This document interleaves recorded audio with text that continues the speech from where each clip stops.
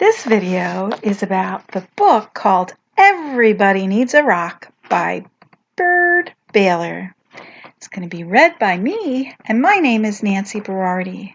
I'm from the Literacy Coalition Read, Lead, Succeed program, which is funded by Primetime Palm Beach County, who receives significant funding from the Children's Services Council. Be sure to try the activity called Strong as a Rock, which goes very well with this book.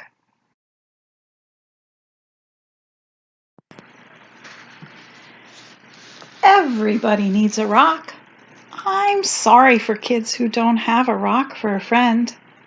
I'm sorry for kids who only have tricycles, bicycles, horses, elephants, goldfish, three-room playhouses, fire engines, wind-up dragons, and things like that, if they don't have a rock for a friend. That's why I'm giving them my own 10 rules for finding a rock. Not just any rock. I mean a special rock that you find yourself and keep as long as you can. Maybe forever.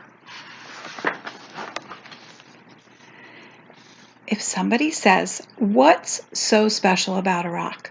don't even tell them. I don't. Nobody is supposed to know what's special about another person's rock. All right, here are the rules. Rule number 1. If you can, go to a mountain made out of nothing but 100 million small, shiny, beautiful, roundish rocks. But if you can't, any place will do, even an alley, even a sandy road. Maybe inside a backpack, right? Rule number 2. When you're looking at rocks, don't let mothers or fathers or sisters or brothers or even best friends talk to you. You should choose a rock when everything is quiet. Don't let dogs bark at you or bees buzz at you. But if they do, don't worry. The worst thing you can do is go rock hunting when you're worried. Rule number 3. Bend over, more, even more. You may have to sit on the ground with your head almost touching the earth. You have to look a rock right in the eye. Otherwise, don't blame me if you can't find a good one.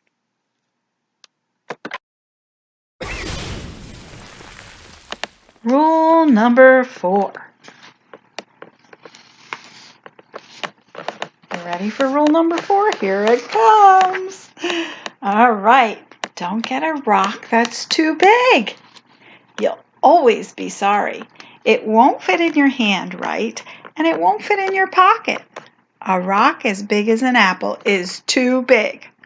A rock as big as a horse is much too big. Now, here is rule number 5. Don't choose a rock that's too small. It will only be easy to lose, or a mouse might eat it, thinking that it's a seed. Believe me, that happened to a boy in the state of Arizona. Rule number 6. The size must be perfect. It has to feel easy in your hand when you close your fingers over it. It has to feel jumpy in your pocket when you run. Some people touch a rock 1,000 times a day.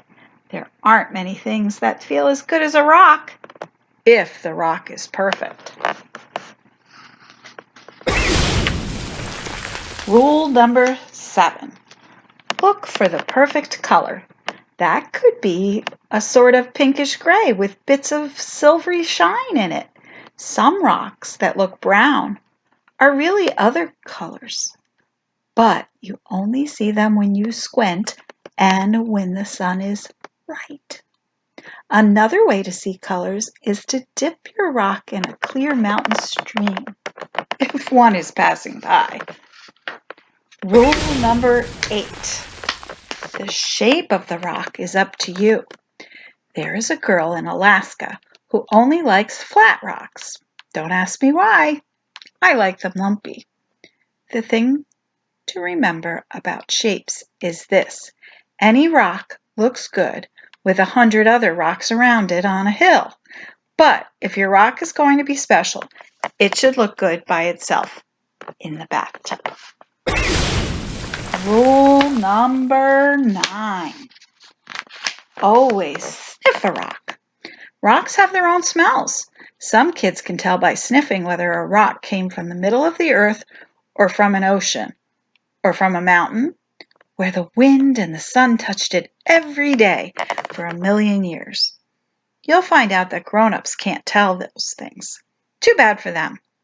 They just can't smell as well as kids can. Rule number 10. Don't ask anybody to help you choose. I've seen a lizard pick one rock out of a desert full of rocks and go sit there alone. I've seen a snail pass up 20 rocks and spend all day getting to the one it wanted. You have to make up your own mind. You'll know. All right, that's 10 rules. If you think there were any more of them, write them down yourself. I'm going to play a game that takes just one rock to play. I have a rock here in my hand.